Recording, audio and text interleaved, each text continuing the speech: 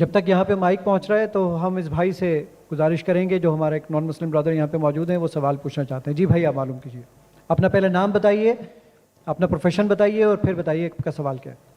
मेरी तरफ से सलाम सब बहन भाइयों को अस्सलाम वालेकुम, और ख़ास तौर पर जाकिर साहिब को और जितने भी यहाँ मेहमान बैठे हैं सबको मेरी तरफ से अस्सलाम वालेकुम। मेरा नाम इखलाक मसीह है और मैं तमाम मज़ाहिब का तालिब इल्म हूँ। जैसे कि जाकिर नाइक साहिब हैं तालिब इल्म, मैं कुरान भी पढ़ता हूँ और बाइबल स्टडी भी करता हूँ। और हमारी एक तंजीम है यहोवा विटनेस के नाम से। वो तंजीम जो है खुदाए वाहिद पर ईमान रखती है और खुदाए वाहिद की तालीम देती है। जैसे कि मसीह अस्सलाम ने यूहन्ना की इंजील 3 की 17 आयत में बताया है कि हमेशा की ज़िंदगी ये है कि वो तुझ खुदाए वाहिद और बारहा जिसे मैंने उसको पहचाने, खुदाए वाहिद को पहचाने। सो हमें खुदाए वाहिद को पहचानने की ज़रूरत है। तो इसी तरह हम जो है तमाम मसीह बहन भाइयों को ये तालीम देते हैं, मगर उसके बावजूद वो जो ना खुदाए वाहिद की तालीम को जो ना बर्दाश्त नहीं करते, एक्सेप्ट नहीं करते। तो मैं जनाब जाकिर साहिब से ये बात कहना चाहता हूँ, क्योंकि मैं इनका बहुत फॉलोअर हूँ, क्योंकि जो भी ये बात करते हैं बड़ी दलील से बात करते हैं और जो दलील देते हैं वो बड़ी काबिल ज़िक्र होती है, काबिल गौर होती है। भाई आपका सवाल क्या है? सवाल ये है कि हमें मतलब हमारा ईमान कैसा होना चाहिए कि हम खुदाए वाहिद पे ईमान रखें और दूसरे लोगों को भी बता सकें इस चीज़ को वाज़े तौर पे। शुक्रिया।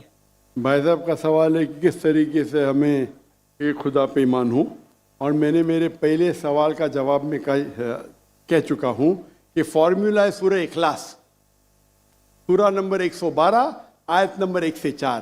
कुल हु अल्लाहु अहद, कहो कि अल्लाह एक है, अल्लाहु समद, अल्लाह द एब्सोल्यूट इंटरनल, लम यलिद वलम यूलद, ना वो जनता है ना किसी से जना है, वलम यकुल लहु कुफुवन अहद, उसके जैसा कोई भी नहीं है। तो कोई भी शख्स अगर कोई भी खुदा की इबादत करता है, उसे कहता है खुदा, आपको इसको टेस्ट पे डालना चाहिए। मिसाल के तौर पे अगर कोई शख्स कहता है कि भगवान रजनीश खुदा है, हम भगवान रजनीश को टेस्ट पे डालते सूरह इखलास के। एक शख्स ने मुझे कहा हम हिंदू भगवान रजनीश को खुदा नहीं मानते। मैंने कभी भी नहीं कहा कि हिंदू भगवान रजनीश को खुदा मानते। मैंने कहा कुछ इंसान भगवान रजनीश को खुदा मानते, हम उसको टेस्ट पे डालेंगे सूरह इखलास के। पहला टेस्ट है कुल हु अल्लाहु अहद, कहो कि अल्लाह एक है, क्या रजनीश एक है? अब हिंदुस्तान में देखेंगे हजारों लोग, हजारों इंसान अपने आप को भगवान कहते, वो एक तो नहीं है। लेकिन भगनी शख्स कहेगा नहीं नहीं मेरा एक ही है।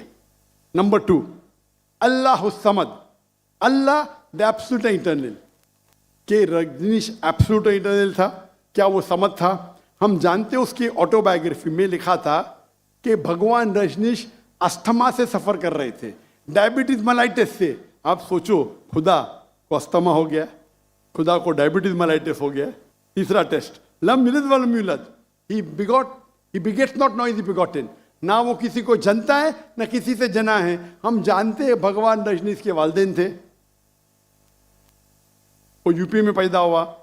उसके बाद वो खुद, उनके वालिदैन उसके डिसाइपल बनते, उनके भक्त बनते। वो 1981 में जाते यूएसए, और यूएसए में एक गांव रहता है जिसका नाम है ऑरेगन। उसके अंदर अपना इदारा कायम करते, कहते रजनीशपुरम। उसके बाद चंद साल बाद अमेरिकन गवर्नमेंट उसे अरेस्ट करती है और जेल में डालती है। रजनीश कहता है कि अमेरिकन गवर्नमेंट ने मुझे स्लो पॉइजनिंग दी, स्लो पॉइजनिंग। आज सोच सकते खुदा को कोई स्लो पॉइजनिंग कर रहा है। और रजनीश अब वो वापस आते पुणे में, इंडिया में, महाराष्ट्र में, और एक नया ऑर्गेनाइजेशन शुरू करते ओशो।